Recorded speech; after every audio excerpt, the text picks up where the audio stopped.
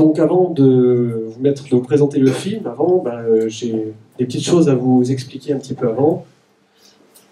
Et ça va être utile justement pour bien apprécier en fait tout ce que je présente dans ce film.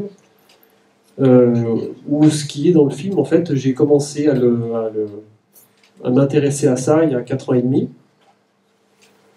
Et donc au début, je ne comprenais pas grand-chose à ça, mais j'avais vu un documentaire sur Internet qui m'avait interpellé, qui m'avait donné envie de creuser un petit peu l'histoire des civilisations anciennes. Et de fil en aiguille, en cherchant, j'ai eu l'occasion de croiser des chercheurs qui faisaient ça depuis plusieurs décennies et qui avaient compris beaucoup de choses. Et en discutant avec eux et en essayant d'appliquer leurs méthodes, petit à petit, j'ai fini par tirer le fil et j'ai fini par me dire qu'il fallait le présenter d'une façon ou d'une autre. Faire un livre, c'était un peu compliqué, même si je pense que je le ferai, mais je pense que faire un petit documentaire en images, alors même si c'est pas mon métier, je fais ça de manière amateur, mais je me suis fait un petit peu entourer pour m'aider justement pour la partie réalisation. Et donc voilà, donc je vais avant de démarrer le film, je vais quand même introduire quelques éléments importants, puisque en fait on va parler des mégalithes qui sont dans le massif du Sancy, donc et ici, à Saint-Nectaire, en fait, on est dans ce qu'on appelle la capitale des mégalithes du Puy-de-Dôme. C'est-à-dire qu'on est sur la commune de Saint-Nectaire, c'est la ville où il y a le plus de monuments mégalithiques. Certains ont disparu au cours des 150 dernières années, puisque sur des documents anciens, j'ai retrouvé des écrits qui parlent de monuments qui ont disparu. Et alors les mégalithes, en fait, ce sont les menhirs et dolmens, et c'est important de situer ça. Officiellement dans l'histoire, c'est quelque chose qui est situé à l'époque où les hommes, en gros, auraient commencé à se sédentariser. C'est-à-dire, le mégalithisme, on le situe en général entre moins 6000 et moins 1000, avant notre ère. Donc ça peut remonter jusqu'à 8000 ans, les premiers sites mégalithiques. En Afrique, il y a un site mégalithique qui s'appelle Nabta Playa et qui est estimé à 9000 ans. Et en Europe, c'est un peu plus récent, mais ça reste quelque chose de très ancien. C'est bien avant les grandes pyramides d'Égypte et les grandes civilisations sumériennes. Et ce qui est intéressant, c'est que ces gens qui ont érigé des dolmens et des menhirs, ils ont érigé ces monuments, en réalité, sur un continent sur un énorme territoire, puisqu'on en trouve en Grande-Bretagne, en Bretagne. Dans toute l'Europe, on retrouve des monuments mégalithiques, et on en retrouve également jusque dans des îles, jusqu'au nord de l'Europe, puisqu'on en trouve même sur des îles qui se trouvent près de la Norvège, on va en retrouver sur l'île de Malte. Et chose absolument surprenante qu'on n'apprend jamais, c'est qu'on en trouve sur tous les continents en réalité, puisqu'on trouve un site mégalithique en Colombie. Il y en a un également au Brésil, et il y en a aussi en Corée du Sud en très grand nombre, et on trouve aussi au Japon des dolmens. Vous pouvez aller voir sur internet, il y a des photos d'un dolmen qui s'appelle Ishubutai Stone, et c'est un monument, c'est un gros dolmen qui est impressionnant, avec des blocs qui font 60 à 70 tonnes. Et en fait, on n'apprend jamais que ces monuments ont été érigés comme ça par des peuples il y a longtemps sur toute la planète. Et c'est pour ça que moi je parle d'un peuple inconnu qui sillonne la planète et laissant pour les millénaires à venir des monuments dont nous avons presque oublié l'existence. Et pour bien comprendre un petit peu le film et ce que je vais vous présenter, il est nécessaire de revenir sur des notions que vous connaissez déjà, des bases de géométrie qu'on a tous appris, qu'on voit tous les jours, mais on n'en a plus forcément conscience, parce qu'on ne s'en sert pas. Voilà, il y a des choses qu'on ne se sert pas, pourtant on le manipule et on le voit tous les jours. Et alors pourquoi de la géométrie? Alors, pour moi, la géométrie est finalement quelque chose de très important, parce que c'est ce qui est à l'origine de l'écriture moderne. Notre écriture, en fait, elle est à base de formes géométriques simples, des triangles, des carrés, des ronds, des traits, et on va prendre des exemples. Des lettres comme le A, par exemple, c'est un triangle. Alors on a prolongé les deux côtés isocèles. Le Z, par exemple, si on le regarde avec un regard géométrique, on va voir que c'est deux triangles rectangles qu'on a mis l'un contre l'autre et on a enlevé deux côtés. Le H, par exemple, ce sont deux carrés sur lesquels on a enlevé une petite barre en haut, une petite barre en bas. Le B, ça va être deux demi-cercles. Le C, c'est un demi-cercle. Le E, c'est aussi 2 carrés, sur lesquels on a enlevé deux barres. Et puis il y a d'autres lettres qui sont intéressantes, et ce qui est même intéressant, c'est le sens que peuvent avoir ces lettres. Le T, par exemple, est une lettre qui représente l'angle droit. C'est un angle droit visuellement. Et c'est même intéressant de voir que dans la langue française, il joue son rôle d'angle droit par opposition à la lettre S, qui, elle, est une lettre qui représente le mouvement. Le S, c'est ce qui représente l'onde, l'énergie, donc le son se propage sous forme d'onde. C'est le reflet du mouvement et de l'énergie. Et ce qui va stopper le mouvement, c'est l'angle droit. Si on met une cale à angle droit devant les roues d'une voiture, on va stopper le mouvement de la voiture. Et ce qui est intéressant, c'est qu'on voit que même dans la langue française, il y a énormément de mots où lorsqu'on voit la lettre S et T, ça indique clairement qu'on va stopper le mouvement. Donc là, j'ai mis le mot stop, mais on peut avoir le mot station, stabiliser, estomper, statique, etc. etc. Et donc là, ici, la géométrie prend un sens, et c'est quelque chose que moi j'ai appris au cours de mes recherches, parce que j'étais curieux, et voilà, c'est des choses qu'on n'a pas forcément en tête. Alors, dans la géométrie, il y a aussi des notions qui sont importantes, et là, vous en avez sûrement entendu parler aussi. Le nombre d'or, alors c'est quelque chose qui est rarement enseigné à l'école, c'est quelque chose qui est pourtant très intéressant. Et alors, il est intéressant et parce que, pour plein de raisons. Une des raisons, ce sont ses propriétés mathématiques. Par exemple, le nombre d'or, 1,618, si on le met au carré, c'est-à-dire qu'on le multiplie par lui-même, on va obtenir 2,618, c'est-à-dire le nombre d'or plus 1. C'est le seul nombre, enfin, non, c'est pas le seul nombre si on comptait que cette caractéristique-là. Mais l'autre caractéristique qu'il va avoir, c'est que l'inverse du nombre d'or, donc l'inverse d'un nombre, ça va être 1 divisé par 1,618. Dans ce cas-là, il va faire 0,618. C'est le nombre d'or moins 1. Et donc là, c'est le seul nombre à avoir cette caractéristique-là dans l'univers des nombres. Alors on pourrait l'exprimer de manière plus simple avec de la géométrie. Je pense que c'est même plus intuitif. Imaginons un rectangle de proportion 1 pour le petit côté, et le grand côté mesure 1,618. Si je prends ce même rectangle et que je le mets à côté debout, et que je trace la diagonale du premier rectangle, en fait, la diagonale, si on la prolonge, elle vient intercepter le coin de notre deuxième rectangle. Donc ça, c'est une autre façon d'exprimer le côté particulier du nombre d'or, c'est qu'un rectangle qui a ces proportions-là, ça va être le seul rectangle avec lequel on pourra faire ça. Mais c'est quelque chose qui est important aussi, puisque le nombre d'or est quelque chose qui est intégré, qui est présent dans notre environnement. Par exemple, la nature. Un grand nombre de végétaux, en fait, au cours de leur phase d'accroissement, en fait, s'appuient sur un principe géométrique où ils se développent en fonction de ce nombre d'or. On pourrait parler également du vivant, également chez l'être humain. Alors dans les végétaux, ce ne sont pas tous les végétaux qui sont concernés par ça, mais une grande partie, environ 80%. Et ce n'est pas non plus, lorsqu'on regarde ce tournesol, il a l'air parfait. Tous les tournesols ne sont pas aussi beaux. Celui-ci, il a l'air vraiment bien, ils ont réussi à trouver un tournesol qui est parfait. Mais ils ne sont pas tous comme ça, des fois c'est un petit peu plus approximatif. Mais si on étudie un grand nombre de plantes, et qu'on fait la moyenne, qu'on mesure les plantes, on va tendre vers le nombre d'or, en fait. C'est comme ça qu'il faut voir la chose. Et puis, cette notion du nombre d'or, finalement, est quelque chose qui a été connu et compris il y a longtemps. Et si on remonte le temps, on s'aperçoit que ça a été employé notamment dans l'art. Alors ici, j'ai pris un exemple d'une peinture, mais également dans des monuments. Ça a été employé dans des monuments grecs ou des monuments plus récents, de type des cathédrales, par exemple. Cette proportion était connue et employée pour des raisons peut-être esthétiques, il semblerait que d'un point de vue esthétique, on est plus touché par ces proportions-là. Et à tel point que ceci a été bien compris par les publicitaires, puisque dans la publicité et dans les logos, on retrouve très souvent ces proportions. Donc là, j'ai mis deux exemples. Le logo de National Geographic, qui est un rectangle aux proportions du nombre d'or. Et puis un logo intéressant, celui de Google, par exemple. Et vous pouvez chercher, il y a énormément de logos et de sigles qui utilisent ce type de principe.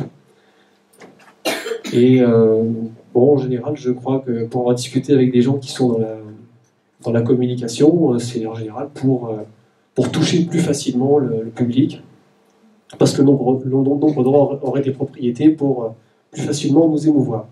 Et là où c'est plus amusant encore, c'est que ce principe a été tellement bien compris qu'il est intégré dans un objet qu'on manipule pratiquement tous les jours, et c'est la carte bancaire, par exemple. Voilà, une carte bancaire, c'est en proportion du nombre d'or. Et je pense que c'est pas du tout un hasard, hein. Ça a dû être longuement réfléchi. J'imagine que c'est une décision qui n'est pas prise à la légère. Donc voilà pour ce nombre d'or. Et puis quelques autres petites notions que je peux vous donner également, qui sont intéressantes, que vous connaissez aussi, mais qu'il est toujours bon de rappeler. La racine carrée. Alors la racine carrée, ça c'est quelque chose qui au début crispe un petit peu, mais c'est tout à fait simple. La racine carrée d'un nombre, par exemple, si on prend le nombre 25, c'est facile, la racine carrée de 25, eh ben, c'est 5, parce que 5 fois 5 égale 25. Donc ça c'est très simple, on comprend le principe. Si on prend le nombre 16, la racine de 16, ça va être 4. 4 fois 4, 16.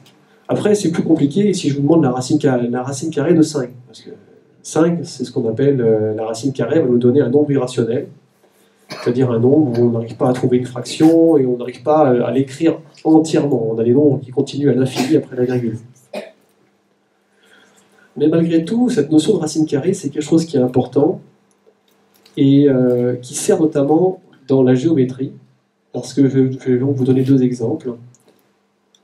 Si on a un carré qui mesure 1 de côté, la diagonale, si on la mesure, on va mesurer 1,414 et ainsi de suite, plein de petits chiffres à la virgule. Mais en fait, sa valeur exacte, c'est racine de 2. Et pour un double carré que vous avez en dessous, c'est-à-dire un rectangle qui fait 1 par 2, la valeur exacte de la diagonale, c'est racine de 5. Donc c'est une notion qui visiblement est comprise également depuis très longtemps. Et alors, autre chose qui est utile, dans le film, en fait, je vais parler souvent de relations d'angle entre des monuments mégalithiques. Alors, qu'est-ce que ça veut dire? Eh bien, on va donc... ce sont des angles qui sont toujours pris avec un point de départ, et le point de départ, c'est les axes cardinaux. Donc en fait, on a nos axes cardinaux qui sont nord-sud, est-ouest, et on prend un exemple. Par exemple, on a deux monuments mégalithiques, et l'angle à 45 degrés, c'est ça. C'est-à-dire qu'on a 45 degrés ici par rapport à l'axe est-ouest et également par rapport à l'axe nord-sud. Donc c'est notre point de repère, hein, un petit peu comme si on avait une montre notre point de repère sur la montre, c'est midi. Il nous faut un point de départ. Alors, pour que vous puissiez apprécier aussi certains éléments du film, en fait, il faut quand même que je vous explique que ce que j'ai... alors, je ne suis pas le premier à l'observer. Hein. Moi, j'ai découvert ces choses-là dans la région. Mais les principes que vous allez découvrir, en fait, ont été découverts par Howard Cloust. Donc, c'est un chercheur qui habite en Bretagne, du côté de Carnac, où il y a énormément de mégalithes. Et depuis 30 ans, il est intrigué par ces monuments. Et il a repris les recherches de gens qui cherchaient sur ces monuments depuis longtemps. Et il a fini par découvrir, depuis une quinzaine d'années, comment ça fonctionnait. Il a passé 20 ans à ne rien comprendre, et il a fini par comprendre quels étaient les principes de l'architecture mégalithique. Et moi, j'ai eu l'occasion de le rencontrer, de lire ses ouvrages, et donc, je me suis dit, si ça marche en Bretagne, si ça marche aussi en Grande-Bretagne, essayons sur les menhirs dans la région. Et ce qu'il faut bien comprendre, c'est qu'on ne peut apprécier, en fait, ce qui se passe avec ces monuments que depuis qu'on est équipé d'une technologie moderne, c'est-à-dire qu'on a des GPS connectés à des satellites, et des outils de calcul très poussés par ordinateur. Avec des cartes IGN, on ne peut pas le faire. J'ai essayé avec des cartes IGN de voir si on peut obtenir le même degré de précision et comprendre les choses. Ça ne fonctionne pas. C'est pas suffisamment précis. Sur une carte IGN, un monument mégalithique en fait, est positionné avec une précision de quelques mètres. Hein, parfois, on peut avoir 5 à 10 mètres d'erreur sur une carte IGN. Pour refaire l'expérience, il suffit d'utiliser Géoportail, qui est un site français, un site internet français sur lequel on peut avoir une vue satellite, et puis on peut imprimer dessus la carte IGN, et on a des outils de mesure. Et on peut essayer de comparer la position de monuments qui sont sur la carte IGN par transparence sur ce qu'on a réellement avec le satellite. Et donc c'est que depuis qu'on a ces outils modernes qu'on est capable d'apprécier la précision avec laquelle sont implantés les monuments mégalithiques. Et je pense que c'est ça d'ailleurs qui m'a poussé à chercher, parce que quand j'ai compris ça, j'ai trouvé ça un petit peu fort de café, ça m'a un petit peu étonné, et c'est ça qui, je pense, a été m'a incité à vérifier les choses et donc petit à petit, eh bien, à en être passionné et à vouloir le partager. Donc voilà pour la petite introduction. Donc il est pratiquement 20h30, on va pouvoir démarrer tranquillement le film qui dure 45 minutes à peu près. Et après j'aurai d'autres choses à vous dire et puis je répondrai à des questions. À ce niveau-là de notre recherche, nous pouvons affirmer qu'il a existé par le passé des peuples dotés d'une capacité de géolocalisation équivalente à celle que notre civilisation a durement acquis très récemment et après des millénaires de recherche. Il semble que ces peuples bâtisseurs avaient connaissance des dimensions de la Terre. Ils savaient en tenir compte dans la mesure des angles sur une sphère. Comment ont-ils mesuré la Terre ? Il y a longtemps, si longtemps, que nous n'en avons aucune mémoire écrite, ou presque. Quelques traditions racontent comment en Angleterre, le pays fut mesuré pour y installer les principaux sites mégalithiques comme celui d'Highbury. Cette pensée par forme géométrique, exprimée sur un support naturel d'une grande beauté, devrait nous inciter à reconsidérer l'origine de nos civilisations, mais surtout à tenter de comprendre ce qu'elles ont à nous apprendre. Nos ancêtres n'ont probablement pas déployé tant d'efforts pour que nous passions à côté de leur construction sans nous émouvoir et nous questionner. Fulbert, le fondateur de l'école de Chartres, disait ceci. C'est en grimpant sur l'épaule de nos ancêtres que l'on peut voir un peu plus loin. Ils étaient des géants, nous sommes si petits. Merci, au revoir et à bientôt.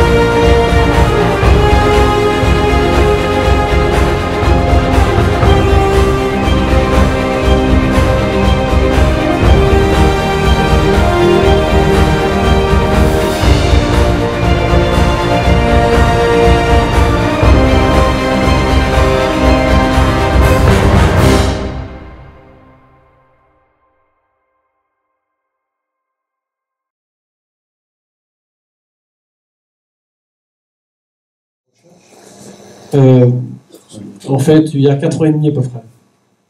Ouais, 4 ans et demi, sauf qu'au début, eh ben, je comprenais absolument rien et je traçais des lignes sans avoir aucune idée de ce que je cherchais.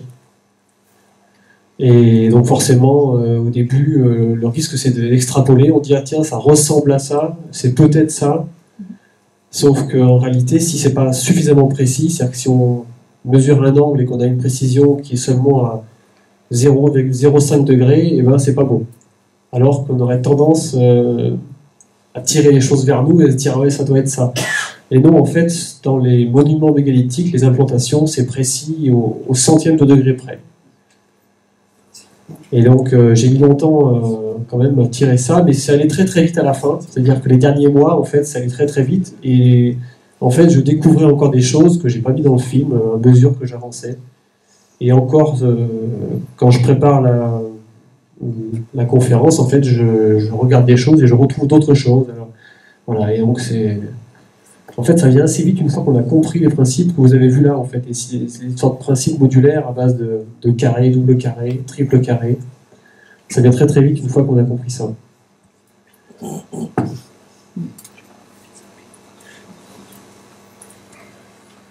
D'ailleurs, ces principes, justement, avant que je... Enfin, ils sont là. Un des éléments, moi, qui me paraît clé, en fait, dans mes recherches, c'est que ce qui a été déclencheur, moi, ça a été un documentaire sur les pyramides qui était sur Internet, qui m'a un petit peu remué, et j'ai voulu vérifier tout ça. Et en fait, si on regarde bien, il y a énormément de principes de géométrie qui sont présents ici. La pyramide, sa base, c'est un carré. À l'intérieur, il y a une chambre haute qu'on appelle chambre du roi. Ses proportions au sol, c'est un double carré, c'est-à-dire 2 fois plus long que large. Et puis la position de la chambre haute, on l'a vu dans le film au moment où je montre qu'en fait, elle est positionnée par rapport à la base de la pyramide sur un principe d'un triple carré.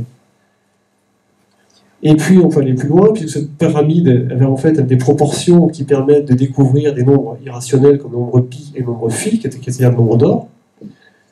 Donc c'est un condensé en fait de principes d'architecture. Et si on regarde la deuxième pyramide, en fait, ses proportions sont celles d'un triangle 3, 4, 5, c'est-à-dire un triangle. Ce sont 2 triangles qui sont mis dos à dos pour former le profil de la pyramide. Et des triangles 3, 4, 5, en fait, c'est le premier triangle de Pythagore, un triangle au nombre entier. C'est ce qu'on apprend normalement au collège en 5e ou en 4e, je crois que c'est en 4e maintenant, où on apprend le théorème de Pythagore, donc un triangle rectangle. Et le premier triangle au nombre entier qu'on apprend en général, c'est celui-ci, avec 3, 4 et 5. 3 au carré plus 4 au carré égale 5 au carré. Et bien cette pyramide de Képhren, elle a 50 caractéristiques. Une autre caractéristique intéressante, c'est l'allée processionnaire en fait, qui mène à la pyramide depuis le sphinx. C'est une grande allée qu'on appelle chaussée processionnaire. Et bien ses proportions, c'est un quadruple carré. C'est-à-dire qu'elle est orientée sur la diagonale d'un quadruple carré qui, lui, est positionné sur les points cardinaux. Donc là aussi, ces principes-là sont présents dans l'implantation des pyramides. Et dans le film, j'évoque cette idée aussi que la diagonale, qui est celle du rectangle dans laquelle sont inclus les 3 pyramides, c'est un angle de 38,97 degrés, c'est également un principe d'architecture qu'on retrouve dans les mégalithes. C'est-à-dire que tous les principes en fait, que je vous ai montrés dans le film et que je retrouve dans tous les sites mégalithiques, eh ben, ils sont également présents dans les pyramides d'Égypte, qui semblent se présenter comme une sorte de dictionnaire de géométrie. Et alors ça, c'est une synthèse des monuments, puisqu'en fait, dans le film, vous n'avez pas forcément vu tous les éléments. Alors là, vous allez pouvoir jeter un petit coup d'œil. Dans le film, vous avez vu donc ce triple carré entre 2 menhirs, orientés est-ouest. J'ai parlé du carré qui est ici, entre le menhir de Friedefond et un menhir qui se trouve à Saillant, que si vous repartez sur Issoire ou Clermont-Ferrand, vous pouvez apercevoir sur le bord de la route. Hein, c'est à 2-3 km d'ici, le bord de la route, en plein milieu du village. Ici, on a donc un angle à 45 degrés et un carré. Ici, on a un système de 2 par 3 avec le menhir de Beaulieu qui se trouve à Clermont-Ferrand, juste derrière l'aéroport. Sur près de 30 km, sur là, on a 20, plus de 20 km. Donc c'est très compliqué de faire une mesure sur une telle distance. Ensuite, on a ici, on l'a vu dans le film, un système de 4 par 5 avec ces 2 monuments. Ça, on ne l'a pas vu, c'est entre le menhir qui se trouve à Champais et le dolmen de Cournol. On a un système de 5 par 7. On a ici un autre système que je n'ai pas montré, puisqu'à Aubière, il y a un menhir aussi à Aubière, qui a survécu à l'urbanisation, juste en face des grands, enfin au milieu des magasins. Et ce menhir, avec le menhir de Beaulieu, lui, il forme une figure de 3 par 5. Et il y en a une autre, c'est entre le dolmen du parc qui est à Saint-Nectaire et le menhir Saint-Roch qui se trouve en fait sur un petit chemin.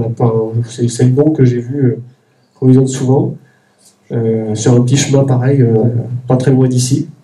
La relation entre les deux, c'est un système de triangles de Pythagore également. C'est le deuxième triangle de Pythagore en nombre entier, le 5, 12, 13. Donc là, ici, notre triangle rectangle, les 3 côtés sont des nombres entiers. Et donc, il y a ça, entre le dolmen du parc et ce menhir Saint-Roch, on a un système de 5, 12, 13.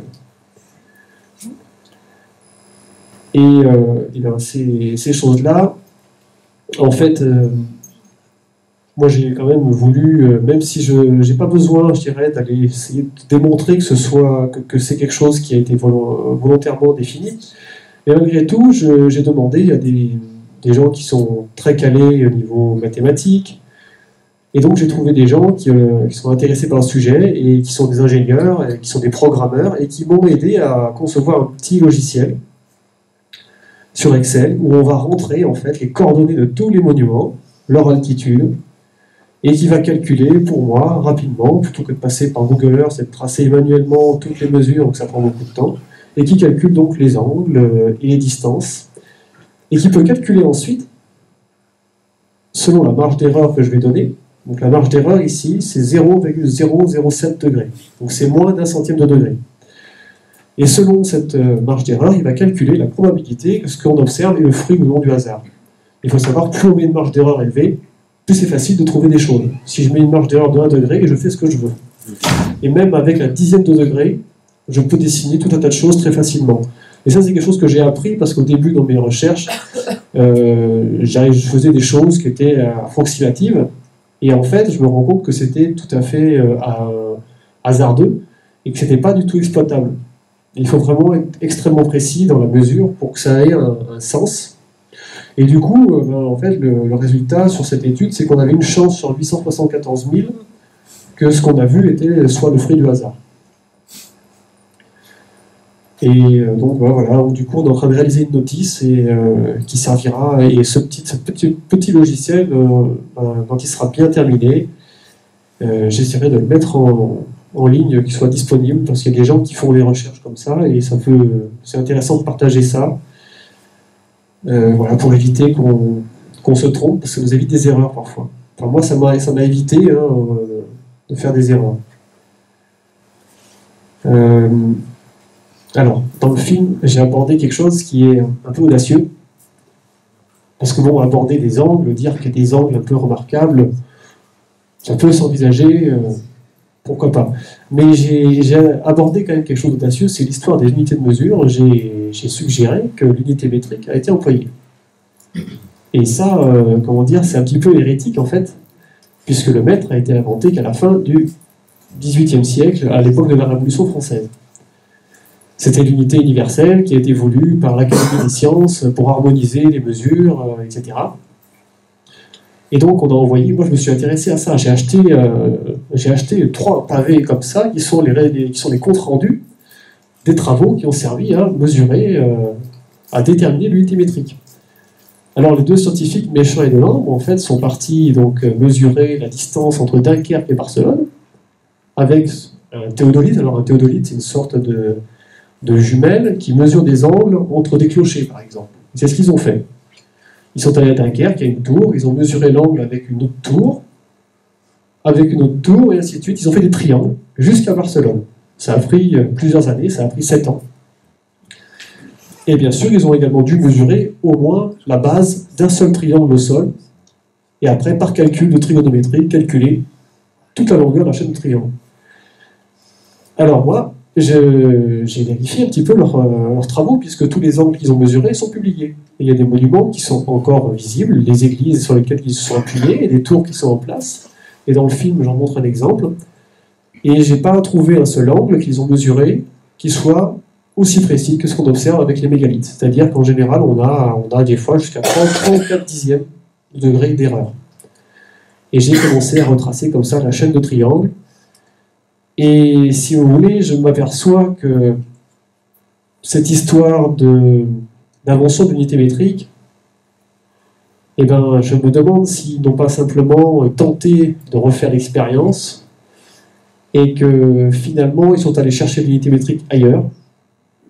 Il faut savoir qu'à la même époque, à la fin de la Révolution, en 1798, Napoléon est parti en Égypte avec énormément de scientifiques qu'ils ont désensablé la Grande Pyramide, qu'ils l'ont mesurée sur toutes les coutures, et que l'unité métrique n'a réellement été définie que quelques années plus tard, alors que les travaux de Méchain et Delambre ont été publiés en 1805. Et donc, il faut savoir que dans la chambre haute, on a quand même un étalon, puisque la chambre haute, le périmètre de la chambre haute, c'est 10 fois le nombre pi en mètres.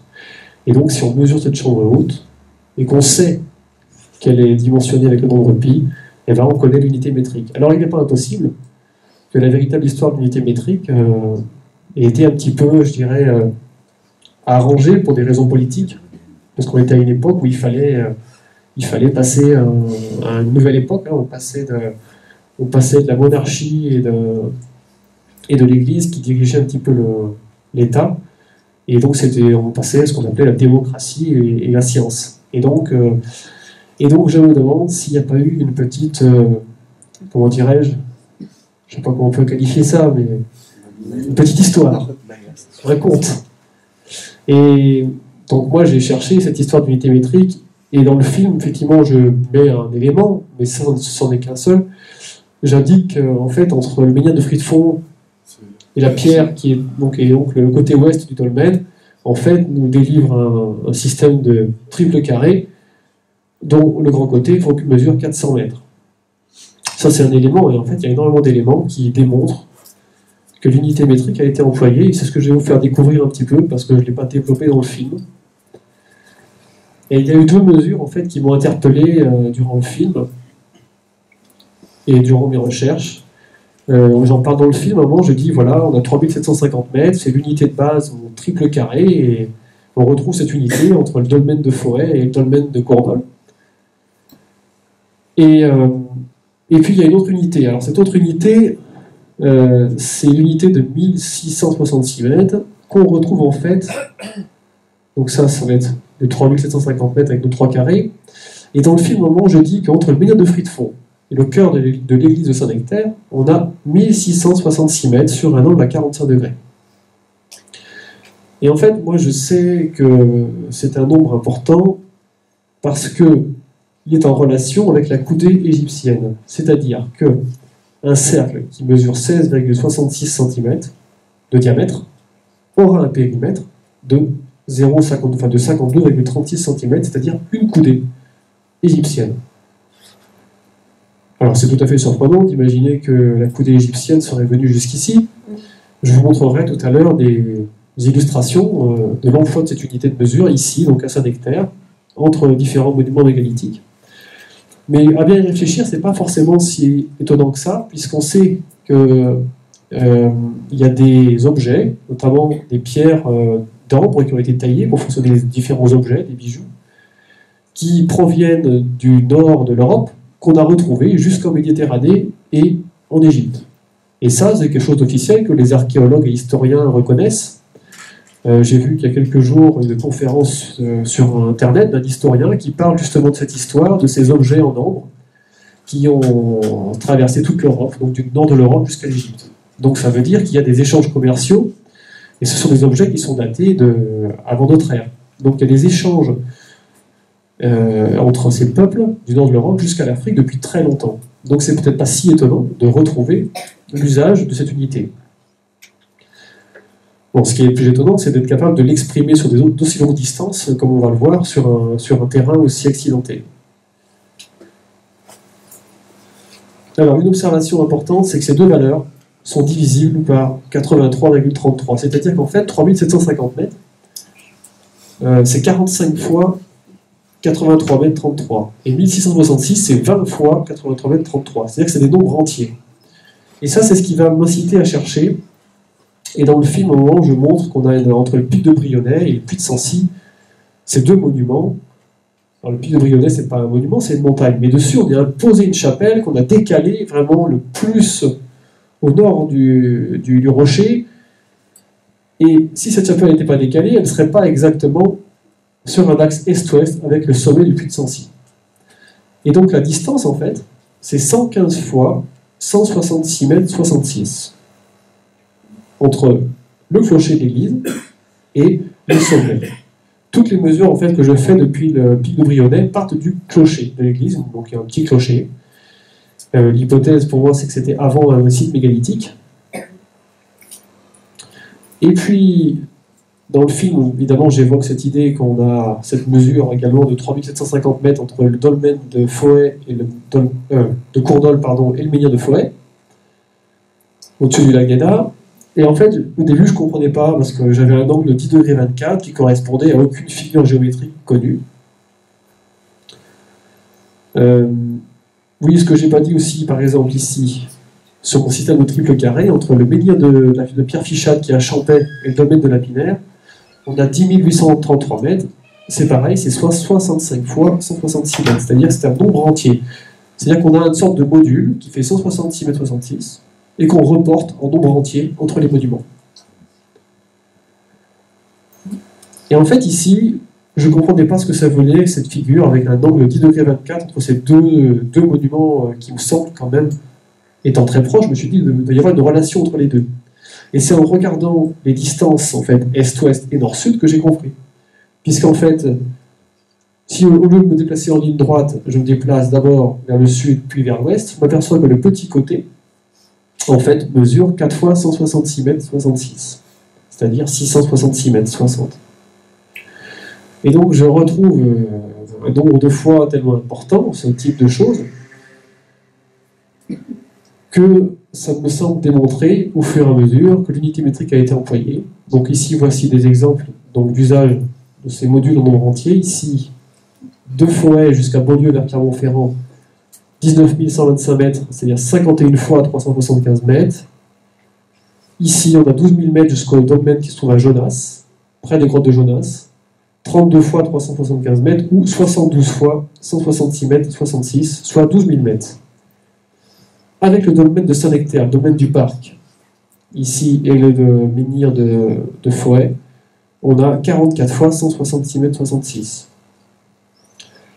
Toujours avec ce domaine du parc jusqu'au petit menhir de Saillant, on a 11 fois 166 mètres 66.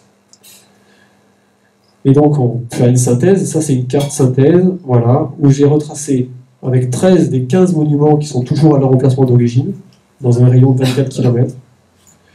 Et je me suis aperçu, en mesurant les distances, qu'on a, pour 13 de ces 15 monuments, des relations avec ce système où on va reprendre un module, une sorte de module de 166 mètres ou 83 mètres 33, la moitié, qu'on reporte, toujours de manière à avoir un nombre entier. Et en fait, 1,66666, c'est 5 tiers de mètre. Pour utiliser cette unité, il faut forcément avoir connaissance de l'unité métrique. On ne peut pas retomber par hasard dessus avec une telle précision pour autant de monuments. Et l'unité métrique, normalement, est censée découler des dimensions de la Terre, puisque les scientifiques Méchain et Delambre, ce qu'ils devaient faire, c'était mesurer la Terre, et on divisera tout ça par 40 millions, et on aura le mètre. Mais il existe une autre unité de mesure qu'on n'emploie jamais, que les marins utilisent, qui s'appelle le mile nautique, qui dépend aussi des dimensions de la Terre. Alors le mile nautique, la Terre, donc si on mesure le tour de la Terre, hein, on part du pôle Nord, on descend jusqu'au pôle Sud, on remonte au pôle Nord, on mesure le tour, ça fait un peu plus de 40 000 km. Et donc on divise ce tour de la Terre par 360 degrés, et on divise ça par 60 minutes d'arc. Pourquoi 60 minutes d'arc, je ne saurais pas forcément vous le dire, mais la division en fait en 360 degrés et en base 60 est quelque chose de très ancien. Et aujourd'hui, le mile nautique est une unité qui est employée pour les marins. Et ce mile nautique, il fait 1852 mètres. Et en fait, on le retrouve également, puisqu'en fait, il y a des mesures qui ne sont pas en mètres, il y a des mesures qui sont en mile nautique, en nombre entier également. Donc ici, j'ai quelques exemples sur cette petite carte. Et donc, si on retrouve en nombre entier des miles nautiques pour séparer les monuments mégalithiques, ça montre aussi qu'il y a une connaissance des dimensions de la Terre, parce que cette unité découle directement des dimensions de la Terre. Et puis dans le film, à un moment, j'évoque la relation entre les deux monuments majeurs, c'est le menhir de Fritefond et le pic de Brionnais, la chapelle, qui sont les deux monuments en fait, où il y a le plus de relations qu'on peut tracer, que ce soit des angles ou des distances. C'est les deux monuments clés que moi j'ai identifiés dans le secteur. Et ces deux monuments clés, j'ai voulu regarder s'il y avait une relation entre eux. Et donc c'est là que j'ai vu qu'on avait un angle de 38,97 qui était exactement le même angle qui permet de positionner au sol les trois grandes pyramides d'Égypte. Et bien là aussi, en fait, on a 6333 mètres et 7833. Ce sont l'expression de 38 et 47 fois 166 mètres 66. C'est-à-dire qu'on a exprimé ce module en nombre entier de nombres. Et ce que je n'ai pas dit dans le film, et qui est quand même très important, puisque j'ai dit voilà, qu'on avait le même angle entre le pic Brionnais et le Fritefond que celui qui a servi à planter les trois pyramides, Et je n'ai pas dit que la longueur, en fait, de cette diagonale, c'est 7 fois 166 mètres 66. Et ça, c'est quand même intéressant. Et je m'en suis rendu compte après, en fait. En réalité, je ne pouvais pas le mettre dans le vidéo, je l'ai compris après. Et ce qui est amusant aussi, c'est que si je trace un cercle qui entoure nos pyramides, le diamètre du cercle, eh ben, c'est 1166 mètres, mais le périmètre, c'est 7000 coudées égyptiennes. Et alors, encore plus amusant, Howard Crowes, donc, qui est le chercheur britannique qui est installé sur Karnak, dont j'ai parlé un petit peu tout à l'heure, dans une conférence et même dans des vidéos qu'on peut voir sur Internet, il montre qu'il y a une relation entre l'obélisque d'Héliopolis, qui est le seul obélisque encore en place en Égypte. Tous les autres ont été emmenés donc, dans les grandes villes d'Europe, à Rome, à Paris, à Londres. Il en reste un, à Héliopolis. Et cet obélisque, en fait, forme avec la grande pyramide exactement un angle à 45 degrés. Et en fait, eh bien, la distance de cette ligne, de cette diagonale, c'est 23 572 mètres. Mais ça veut dire que le côté du carré, en fait, mesure 16 666 mètres. Voilà.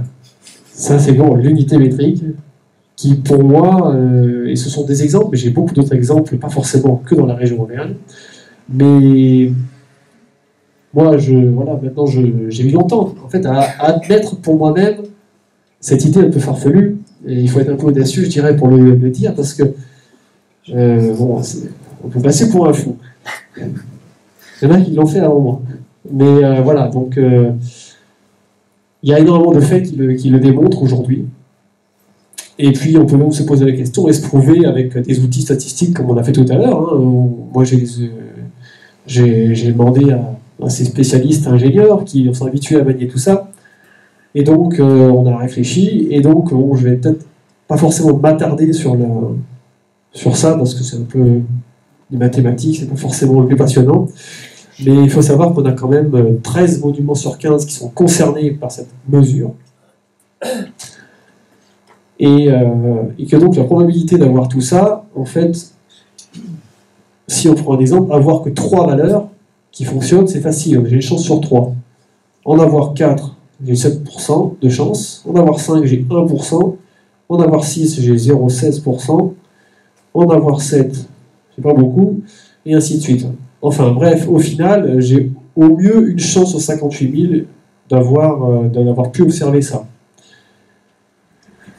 Donc voilà, ça c'est des éléments que moi j'en ai pas forcément besoin, mais je sais que c'est tellement, je dirais, audacieux de dire ça, qu'il est quand même bien de le présenter avec les outils modernes qu'utilisent les scientifiques en métrologie et dans plein de domaines. Et en fait, sur mes calculs, je n'ai pas tenu compte ici, je pourrais le faire, ça sera encore plus intéressant, c'est-à-dire de tenir compte de la hauteur nord-sud ou est-ouest. C'est encore à faire, c'est pas terminé. Et en fait, même pour être encore plus pointu, j'ai comparé ça avec des valeurs aléatoires. C'est-à-dire que j'ai pris des valeurs, des unités de mesure aléatoires, et j'y suis allé, j'ai fait le test pour voir si en tirant au hasard des mesures, je pouvais obtenir la même chose. Le résultat, c'est que non, je n'ai pas réussi à obtenir la même chose. Vous avez en haut, dans le tableau en jaune, ici, c'est les unités, donc 166 mètres 66, la moitié 83 mètres 33, qui ont été testées. Et puis, en fait, on voit en bas la probabilité de l'obtenir, qui est très faible. J'ai également testé des unités anglaises, comme le yard anglais, et le miles anglais, où là, pareil, je trouve des résultats surprenants. J'ai testé également, comme on l'a dit tout à l'heure, le mile nautique. Pareil, je trouve qu'on trouve très souvent des modules qui fonctionnent avec le mile nautique. Et en fait, quand je prends des unités de mesure au hasard, que j'ai pris ici, et ben voilà, j'ai entre 7 et 100% de chance de les obtenir. C'est-à-dire que je n'ai pas une seule fois réussi à obtenir la même chose avec un groupe témoin ou un groupe placebo, comme on fait dans différentes études scientifiques. Alors maintenant, je vais vous parler de la coudée, puisque je vous ai dit qu'à Saint-Nectaire, la coudée égyptienne, elle était cachée. En fait, elle est cachée avec 3 monuments. C'est la relation entre le menhir Saint-Roch, qui est ici en photo, Donc voilà, c'est une pierre en basalte. Et puis le menhir qui se trouve dans le petit village de Saillant, sur le bord de la route, qui est aussi une pierre en basalte. En fait, la relation entre les deux est intéressante. On a 3183 mètres avec un angle de 27,63 degrés. En fait, je ne comprenais pas ce que ça voulait dire au début. Je dis 27,63 degrés, c'est pas un double carré, je ne sais pas ce que c'est. La distance non plus, je ne sais pas ce que c'est, ça ne colle pas avec le reste. Et en cherchant un petit peu, j'ai compris que, en fait, on a 2820 mètres sur le côté est-ouest, 1476 sur le côté nord-sud, mais qu'en fait, le rapport entre ces deux côtés, c'est un rapport de 0,5236, c'est-à-dire le rapport entre le mètre et la coudée égyptienne, puisque une coudée mesure 52,36 cm. Ce qui veut dire qu'en fait, on a un côté à 2820 mètres et un côté à 2820 coudées. Et ce qui est intéressant, c'est que le cercle, si je trace un cercle, par exemple, dont le diamètre est justement la distance entre le menhir Saint-Roch et le menhir de Saillant, et bien ce cercle, en fait, il a un périmètre de 10 000 mètres. Intéressant. Mais c'est pas tout. Toujours de ce menhir Saint-Roch jusqu'au domaine de Saint-Nectaire, le domaine du parc, qui est tout près d'ici. Le voici en photo. Donc là, la figure, tout à l'heure j'en ai parlé, c'est une figure, en fait, on a un angle qui est celui d'un triangle rectangle de Pythagore, qu'on appelle le deuxième triangle de Pythagore, le 5, 12, 13. C'est-à-dire qu'on a 5 sur le côté, le petit côté, 12 sur le grand côté et 13 sur l'hypoténuse. La distance de l'hypoténuse, 1361 mètres, et ben, du coup j'ai compris qu'on avait sur le côté 5, 523 mètres 60, c'est-à-dire 1000 coudées. Sur le côté 12, on a 1256 mètres, c'est-à-dire 400 fois le nombre pi, ou 2400 coudées. Et enfin, on a donc sur l'hypoténuse 2600 coudées. Donc en synthèse, je vais accélérer pour que vous ayez le résumé, le visuel directement. On a donc en fait, depuis ce menhir Saint-Roch, l'usage d'une unité de mesure ici qui est intégrée, presque cachée à l'intérieur de ce système, qui est la coudée égyptienne. Alors c'est assez surprenant. Alors c'est marrant parce que cette valeur de 52,36, en fait, c'est quelque chose qui est aussi une sorte de constante dans l'univers. Par exemple, si vous prenez une sphère et que vous plongez la sphère dans un cube, le volume que va occuper la sphère, ça va être 52,36% du volume du cube. Est-ce pour cette raison-là qu'on a choisi une coudée à 0,5236? C'est peut-être une des raisons.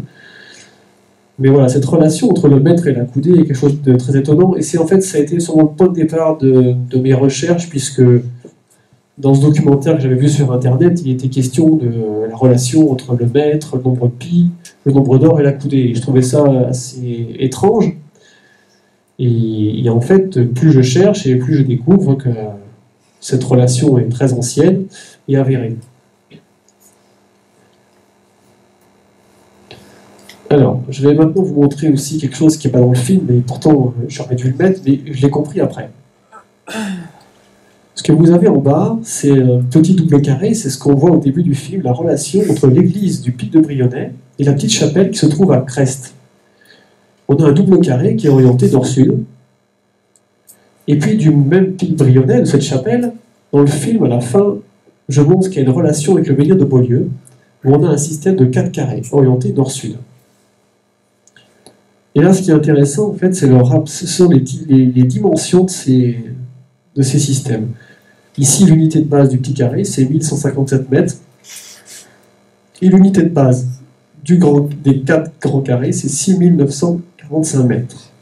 La relation, c'est que simplement, c'est un rapport de 1 à 6. 6945 divisé par 1157,5, ça donne 6. C'est-à-dire qu'on a 6 petits carrés pour former un grand carré du quadruple carré. Donc là, on a une correspondance avec des nombres entiers. On a fait en sorte que les distances soient cohérentes. Et ce qui est intéressant aussi, c'est par exemple que la distance du coup de mon quadruple carré, c'est 27 780 mètres, c'est aussi 166 mètres 67 fois 166 mètres 60 mètres, c'est-à-dire qu'on le met au carré cette fois-ci.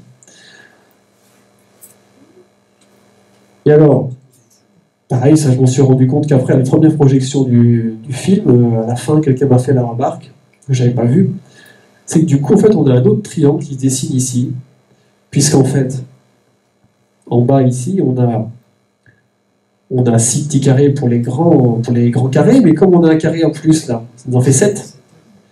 Et ici, on a 4 fois 6, on a donc 24. Donc on a 7, 24, et sur l'hypoténuse, en fait, on a le troisième triangle en nombre entier de Pythagore, c'est le 7, 24, 25. Ça veut dire que cette hypoténuse-là, elle mesure 25 unités de petits carrés. Donc là, c'est vraiment une organisation, une occupation de l'espace qui est très rationnelle, tout ça orienté sur des points cardinaux. Mais c'est pas tout.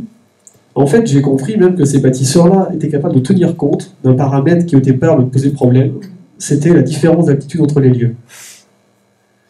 En fait, la distance que vous avez là, 27 780 mètres, c'est une distance sur une carte à plat, c'est-à-dire que on ne va pas tenir compte du fait que le pic Brionnais est à 927 mètres et que le menhir de Beaulieu est à 336 mètres. C'est donc une mesure parfaitement horizontale en fonction des dimensions de la Terre. Mais si on trace le profil avec Google Earth, on peut avoir cette option, c'est-à-dire de mesurer également, de voir à quoi ressemble le profil de notre ligne.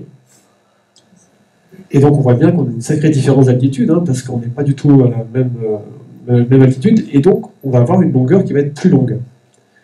Et donc si on tient compte de la différence d'altitude, on va avoir en fait quelques mètres de plus.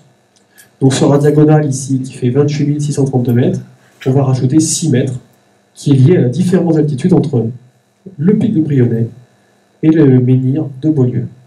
Et ça c'est important, parce qu'après, si je retrace mon quadruple carré en tenant compte de la différence d'altitude, j'ai 27 783 mètres, 3 mètres de plus. Et ça, en fait, c'est intéressant parce que c'est en relation avec les dimensions de la Terre. Le méridien de la Terre, c'est-à-dire c'est ce que sont censés avoir mesuré Méchain et Delambre à l'époque de la Révolution française. Actuellement, il est donné avec les outils modernes de satellites et tout un système de calcul. Le méridien moyen de la Terre est donné à 40 7,863 km. Voilà, ce sont les valeurs approximatives certainement, mais qui sont des valeurs données actuellement sur différents supports qu'on peut trouver. La longueur d'1 degré de méridien, donc ça veut dire qu'on divise le tour de la Terre par 360. La longueur d'1 degré, c'est 111 km 132. Et bien, ce quadruple carré, c'est le quart d'un degré de méridien. Le quadruple carré est le quart d'un degré de méridien.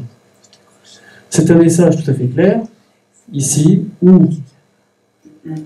la forme, l'orientation de la forme et ses proportions nous indiquent clairement qu'ils ont établi ici un système en relation avec les dimensions de la Terre. Et ça veut également dire qu'ils divisaient aussi le cercle en 360 degrés. Et ça, on sait que ça fait très longtemps que le cercle est divisé en 360 degrés.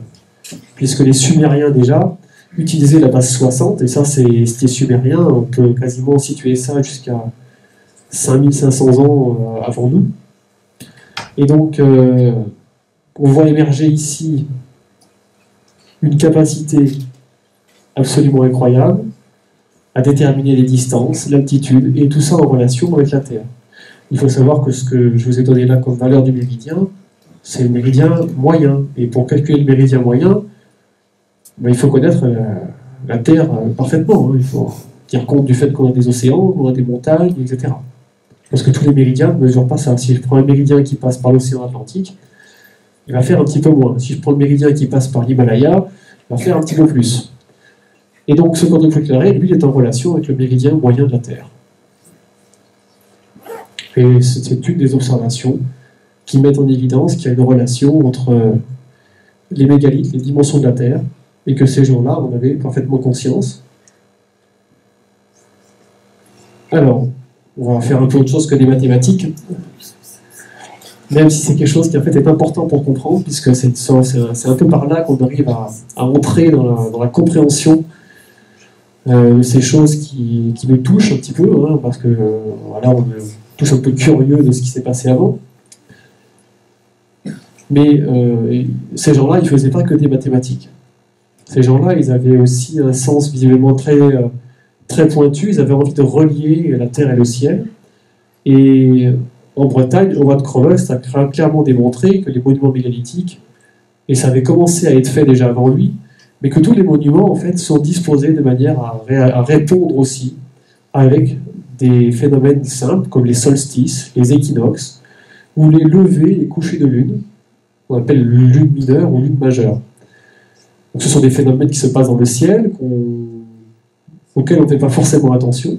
Mais le solstice, par exemple, c'est lorsque le jour va être soit le plus court, soit le plus long, on va avoir un lever de soleil qui va être à un endroit différent. Et il y a un moment où le soleil il est allé le plus loin par là-bas, et puis il commence à revenir, et puis il s'arrête, son lever, et puis il va repartir dans l'autre sens. Et donc il y a des points extrêmes qui ont été marqués par les monuments mégalithiques. Et ici, ce que je faisais remarquer dans le film, c'est que depuis l'église de Saint-Floret, quand on regarde le pic de Brionnais, en fait, le 21 décembre, au moment du solstice, le soleil vient descendre et vient quasiment se coucher sur le pic de Brionnais. Et depuis Saint-Thierry, c'est la même chose. Donc Saint-Thierry, depuis l'église de Saint-Thierry, on regarde le soleil se lever le 21 décembre et il vient se lever quasiment sur le pic de Brionnais.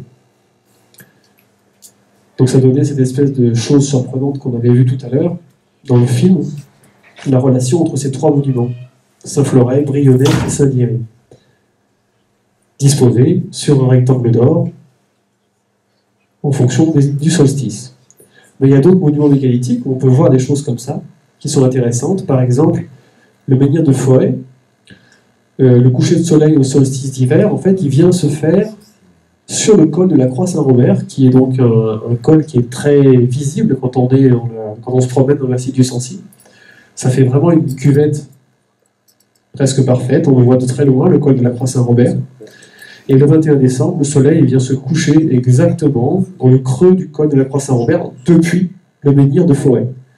C'est-à-dire que si on se met le 21 décembre là-bas, si c'est le point d'observation, quand le soleil se couche au creux, c'est qu'on est en gros au moment du solstice. Et c'est intéressant et amusant parce que l'hiéroglyphe qui veut dire horizon, c'est deux montagnes avec un soleil au milieu. Voilà, je trouvais ça intéressant à vous montrer. Alors, autre chose toujours intéressant avec le ciel. Alors, je n'avais pas développé tout ça dans le film en fait. La relation entre... on l'a vu qu'il y avait entre Saint-Floret, Brionnais, Saint-Thierry, deux rectangles d'or. Mais je n'ai pas montré qu'en fait, si on prolongeait la chose, on avait deux doubles carrés qui se prolongeaient sur le pic Saint-Pierre et sur Saint-Victor-la-Rivière. Saint-Victor-la-Rivière, il y a une église, et juste derrière, au bord de la route, il y a une grosse pierre, avec une croix, je crois. Ben, cette grosse pierre, en fait, c'est un ancien menhir. Mais je crois qu'on ne sait pas. Et en fait, la relation voilà, entre cette grosse pierre et l'église, la petite chapelle qui se trouve en haut du pic Saint-Pierre, c'est un double carré. Du pic Saint-Pierre jusqu'au Saint-Thierry, jusqu'à l'église de Saint-Thierry, on a de nouveau un double carré. Et donc cette espèce de chaîne, de figure, là, comme ça, quand j'ai vu ça, m'a fait penser à quelque chose dans le ciel, peut-être que vous y pensez aussi. Voilà, si vous avez l'habitude de regarder le ciel, il y a une constellation qui ressemble beaucoup, c'est Cassiopée. Alors, c'est une reproduction qui n'est pas parfaite de Cassiopée, c'est pas exactement les mêmes angles, pas tout à fait les mêmes proportions. Et au début, je me suis dit, bon, c'est peut-être simplement un petit coup de chance, puisque je peux tout à fait avoir des figures qui y ressemblent. Et je me suis dit, bon, pour vérifier, ce que je vais faire, c'est que je vais regarder où est Cassiopée dans le ciel au moment du solstice, par exemple, puisque le solstice semble être un moment important. Et donc, au moment du solstice, en fait, Cassiopée, quand on est à l'église de Saint-Floret et qu'on regarde le soleil rouler sur la crête, et qui vient se coucher, en fait, on a la constellation de Cassiopée, à ce moment-là, se trouve juste au-dessus de nos têtes. C'est-à-dire qu'on doit lever la tête à 90 degrés, et Cassiopée est au-dessus, et sa position dans le ciel est exactement la même configuration que cette chaîne, en fait, de petits monuments Donc on peut le revoir ici, voilà, la position est la même. C'est-à-dire Cassiopée n'est pas de travers, elle est exactement dans la position est-ouest, comme on a notre chaîne de petits monuments qui se trouve ici. Ouais, donc du coup, je me suis dit, et en plus, ce qui est intéressant, c'est que ça correspond à peu près à l'époque mégalithique, parce qu'aujourd'hui, ce ne serait pas vrai. Aujourd'hui, si vous allez essayer de voir ça, comme la carte du ciel change au fil des siècles et des millénaires, aujourd'hui, en fait, Cassiopée ne serait pas tout à fait sur le haut, au-dessus de vos têtes. Ça serait légèrement décalé. Mais il y a 4000 ans, c'était pas mal. Et bon, comme on sait que ces gens-là, visiblement, avaient le souci de relier leur monument avec le soleil et la lune, je ne suis pas du tout surpris qu'il y ait une volonté également de relier les choses avec les constellations, même si c'est peut-être pas leur priorité. Mais visiblement, ils avaient un souci de beaucoup de choses lorsqu'ils implantaient les monuments mégalithiques. Alors, on approche un petit peu de la fin de ce que j'ai à vous dire. Et moi, au bout de 4 ans, forcément, je me suis quand même pas mal remué les méninges. Je me dis un peu ceci, je me dis que nous faisons une erreur en pensant que ces peuples d'avant n'avaient pas la connaissance, qu'ils n'avaient que la religion comme système de compréhension du monde. Oui, parce qu'aujourd'hui, c'est ça. Je lisais une interview il y a quelques jours d'un historien qui parlait des grottes où il y a des peintures rupestres, et c'est ce qu'il disait. Il disait avant, ils n'avaient pas de connaissance, ils avaient juste de la religion. Et moi, je ne pense pas. Je pense que nous sommes induits en erreur par l'apparente rusticité des menhirs, qui semble indiquer un peuple immature pour lequel la finesse des sculptures est rudimentaire. Ce que nous prenons pour l'absence de finesse artistique n'est autre que le respect profond de la nature. Le menhir n'est pas transformé en un bloc aux formes parfaitement lisses, aux angles parfaitement droits. Non, l'ordre naturel est respecté, il est mis à l'honneur. Ces peuples avaient un profond respect pour l'ordre naturel de la vie, pour la beauté des lieux qu'ils fréquentaient. Ils implantaient leurs monuments d'abord en relation avec la terre et le ciel, marquant ainsi le caractère primordial de la terre, du soleil ou de la lune. Ces peuples ont rationalisé l'espace au sol, y intégrant des éléments de leur connaissance, une sorte de science globale, toujours connectée à son environnement naturel. C'est un véritable langage géométrique, rationnel, artistique et naturel, jouant sur nos émotions. Une pensée profonde, une sagesse perdue, semble émerger d'un passé que nous imaginons rudimentaire. Et bon, bref, ces peuples ne savent pas grand-chose, nous ont laissé peut-être un grand héritage, comme une cité d'or. Et cet héritage, moi je le vois comme une connaissance où l'art et la science sont indissociables. L'intuition et le rationnel également ne peuvent être séparés si on veut accéder à la connaissance. Une connaissance qui unit la géométrie, les nombres, l'astronomie et la musique.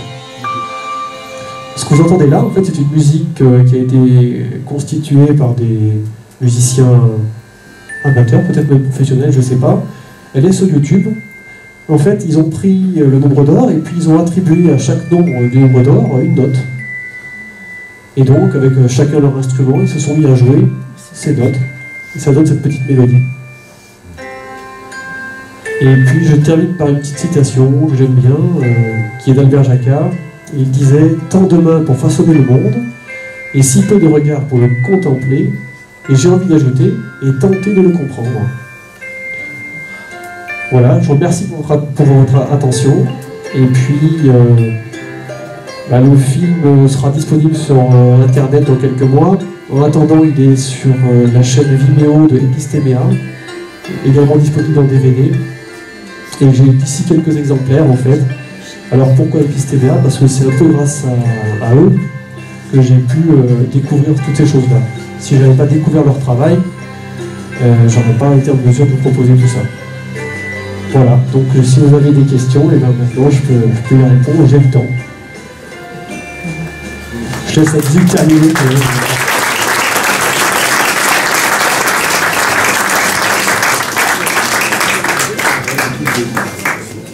C'est un monument naturel, j'ai l'impression, d'après ce que j'ai vu sur les photos.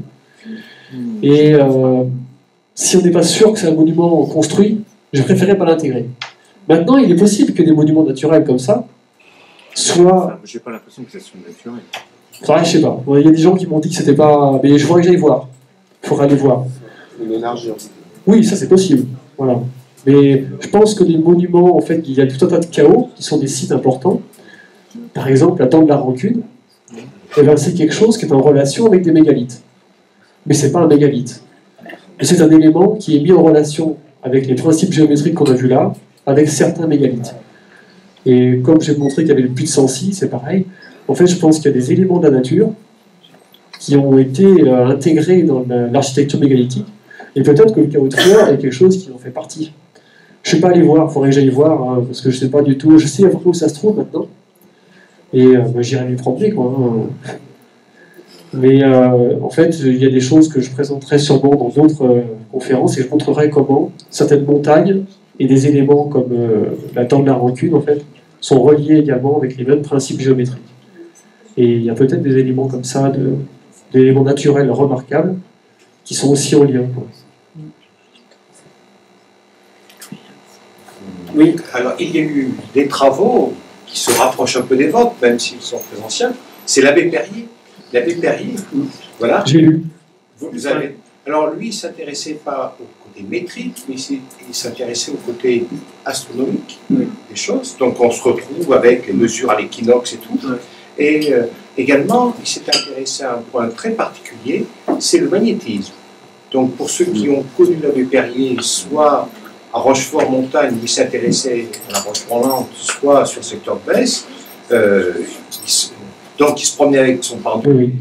Il y a un film, je crois, hein, je crois qu'il s'appelle, qu'on retrouve sur l'INA, Incroyable vaisseau de lumière, un nom comme ça. Il me semble qu'il y a un film justement où il parle de tout ça, qui est des années 80, je crois, que j'ai vu en fait, parce que personne m'en avait parlé, donc il m'a envoyé le lien, et on l'a téléchargé, on a regardé ça, et oui, c'est une approche en fait sur ce qu'on appelle les énergies telluriques, la relation entre les énergies de la Terre et les monuments mégalithiques. C'est quelque chose qui est nouveau en fait. Ce qui est nouveau, je crois, c'est l'approche géométrique. Howard Crowes, qui travaille là-dessus, disait récemment qu'il était aussi géobiologue, mais qu'il mettait en avant les aspects géométriques parce qu'il n'était pas connu encore et que c'était quelque chose que lui avait découvert assez récemment, il y a qu'une dizaine d'années qu'il publie. Et il voulait vraiment faire connaître cet aspect-là, en fait, de cette science ancienne qu'on a oubliée, en fait. Hein. Et aussi parce que je pense qu'elle a un côté qui permet peut-être d'aller toucher plus facilement notre civilisation, qui est vachement ancrée quand même dans les choses très cartésiennes. Moi, c'est ce qui m'a fait rentrer dans cette recherche, en fait. Mais ouais, j'ai vu, il y a un film qui fait, voilà, que si les gens veulent voir, il est sur les archives de l'INA, on peut le voir sur Internet. Et d'ailleurs, on retrouve aussi un de ces côtés de la recherche, le côté symbolique. C'est-à-dire, vous parlez de yin et de yang, masculin, féminin, et il a cherché tous les symboles dans l'église de Besse, montrant la symbolique. Ouais. Ouais, c'est décrit dans le film, il en parle, il semble, tout ça. Ouais.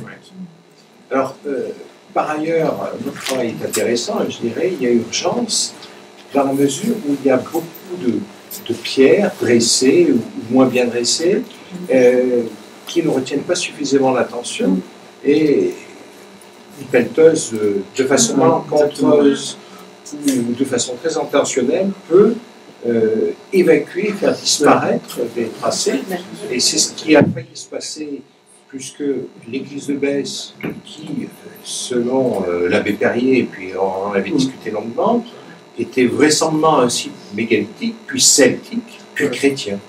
Et il y a toute une coulée de lave qui est intéressante, parce qu'il y a une inversion du magnétisme. Donc, c'est-à-dire que pour les gens qui sont intéressés, vous allez devant l'église, vous verrez un endroit que la boussole s'affole, et suivant le temps, alors là, il y a beaucoup de choses à faire, et donc varie. Et cette coulée de lave qui se trouvait devant l'église a failli, lors d'une modification architecturale, disparaître totalement. Et c'est le cas du petit menhir que je vous invite à regarder. En fait, hein, c'est à Saillant. Moi, je suis passé devant en vélo. Je fais beaucoup de sport pleine nature. Et j'ai vu cette pierre. J'ai dû passer devant une centaine de fois sans la voir. Elle est tellement discrète au bord de la route, et donc au départ, je ne me suis pas dit que c'était un menhir. J'ai dit tiens, je vais regarder où elle est, je vais la rentrer dans ma base de données. Et c'est en la rencontrant dans l'Amazonie que j'ai vu qu'elle se reliait avec plusieurs monuments mégalithiques. Et sur le dessus, il y a un petit, on voit qu'il y a l'emplacement d'une croix. À une époque, il devait y avoir une croix dessus. Il a été un petit peu creusé. Et il y a d'autres pierres que j'ai trouvées en me promenant, qui sont aussi des monuments mégalithiques, pas du tout référencés, qui ne sont même pas connus en tant que croix. Donc je pense que ça va me donner envie de faire une suite à ça, pour faire connaître au moins ces éléments-là. Et il y a par exemple près du lac Pavin, derrière, entre le lac Pavin et le lac Monsignor, il y a quelques temps, je suis tombé sur une pierre dressée, en fait, qui est un menhir. Et au départ, j'avais un doute, et c'est simplement sa relation avec les autres mégalithes qui m'a ôté le doute. Et donc il y a sûrement encore des objets à découvrir. Pierre de Lune aussi. Je connais pas, c'est quoi? Voilà. Eh ben, c'est pareil, c'est pas le même de Besse. Dans la roche, ça s'appelle le lieu La Roche des Prêtres. Ok, oui, je vois mieux où c'est là. Ouais. Et donc sur ce site est une pierre convexe, donc à l'époque celtique, qui était destinée aussi à recevoir des personnes affaiblies pour justement essayer de les reconditionner, repositionner. Oui, je vois. Et ça fait penser qu'il y a aussi, je crois, du côté du château de Burol, il y a une pierre qu'on appelle l'hôtel des druides, quelque chose comme ça, qui est sur le bord de la route. C'est sur la Cartigène, en fait, que j'ai vu ça. Sur les Cartigènes, on peut le voir.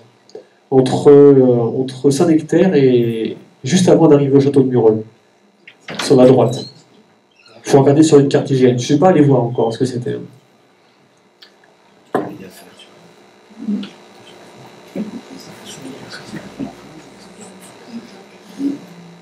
Mais pour aller un petit peu, encore beaucoup plus loin, dans le temps, il faut quand même émettre des hypothèses. L'Égypte, Verseau, notre site aussi, au centre de la France, tout ça est nous certainement d'une civilisation antérieure, peut-être, avancée, qui a légué aussi cet héritage de savoir sur ces connaissances-là, entre la relation cosmothéorique. Bah, c'est sûr que quand je me pose la question, je me dis, bon, alors, d'où ça vient? Oui, c'est ça. La réponse la plus évidente qui me vient, moi, c'est effectivement un peuple inconnu, dont on a complètement oublié l'existence, et qui finalement, sur toute la planète, a répandu le même savoir, la même connaissance, puisque ces principes qu'on voit ici, en fait, on les trouve sur quasiment tous les sites très anciens. L'île de Pâques en fait partie de ces choses-là. Ouais. Ouais. Et en fait, forcément, c'est tellement surprenant et forcément, je me projette sur quelque chose qui est ancien et qu'on a complètement oublié, mais sans savoir exactement quoi. Et alors, à la limite, bon, à défaut, je me dis, je vais essayer de comprendre quelle pouvait être la pensée de ces gens-là, comment ils pouvaient ressentir leur environnement, parce qu'en même temps, s'ils ont laissé peu de traces, parfois je me pose la question. Nous, on laisse beaucoup de traces. Hein, on est quand même, on utilise beaucoup de technologies, on utilise beaucoup de ressources. Est-ce que les gens d'avant, eux, avaient plus de respect pour la nature et savaient faire les choses en laissant beaucoup moins de traces? Je me demande des fois. Mais en fait, je ne sais pas. Je n'ai pas vraiment de réponse, mais forcément, je me pose des questions.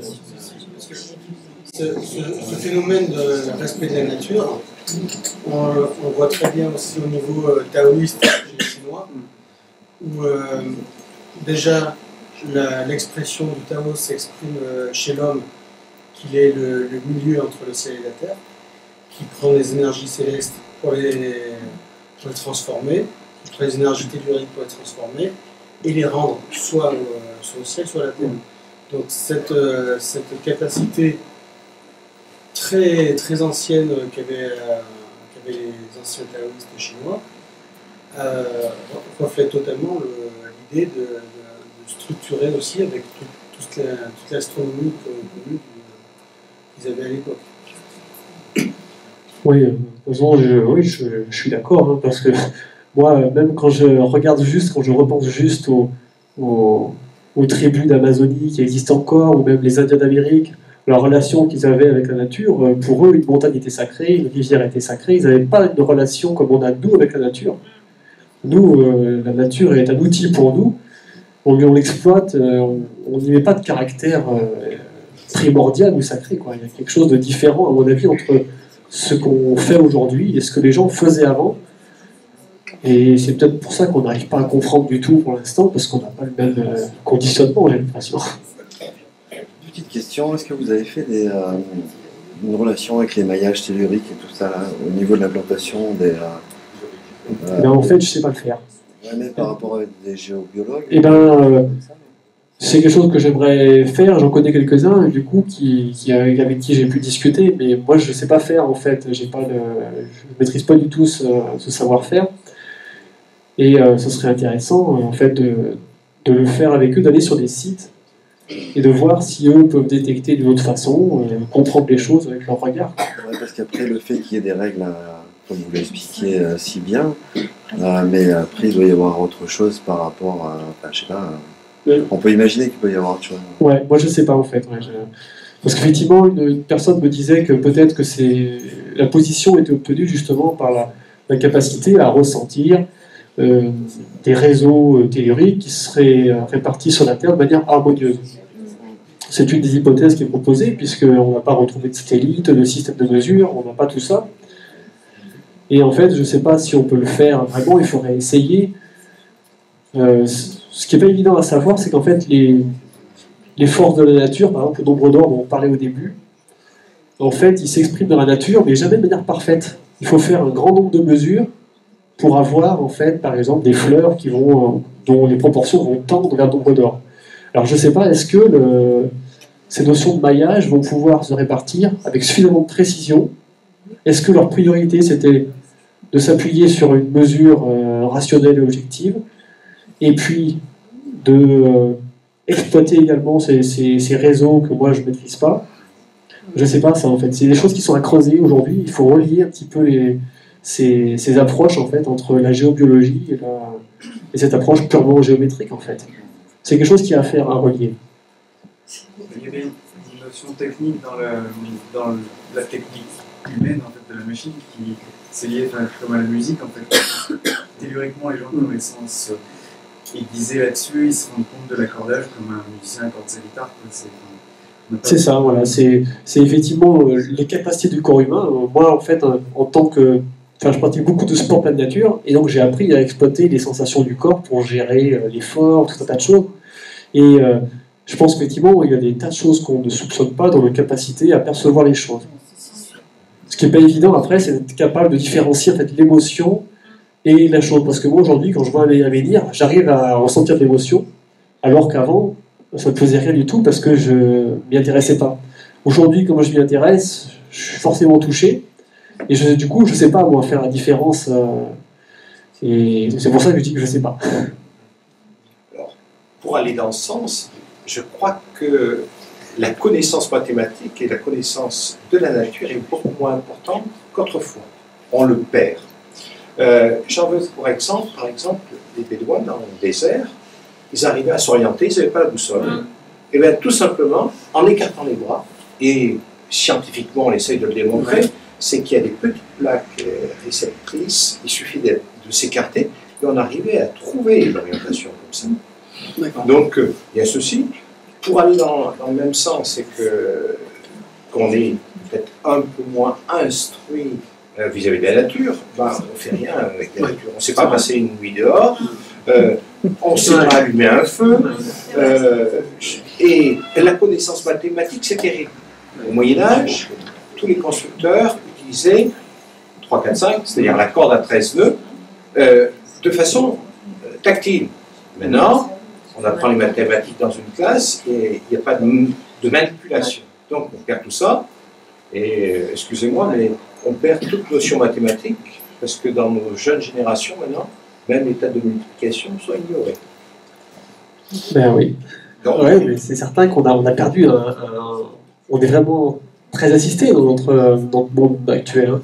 On se déplace avec des GPS, c'est certain. Hein. On a perdu un lien avec la nature. Mais je crois qu'on avait beaucoup plus de relations justement avec la terre, puisque pour rejoindre M. Achard, le berger autrefois, avant de s'asseoir, il effleurait le sol pour savoir s'il pouvait s'asseoir. S'il avait des picotements dans les mains, il s'asseyait. D'accord, ouais. Donc je pense qu'il y a quand même un grand rapport entre la relation cosmotellurique, car tout ce qui est en haut est comme tout ce qui est en bas et vice-versa.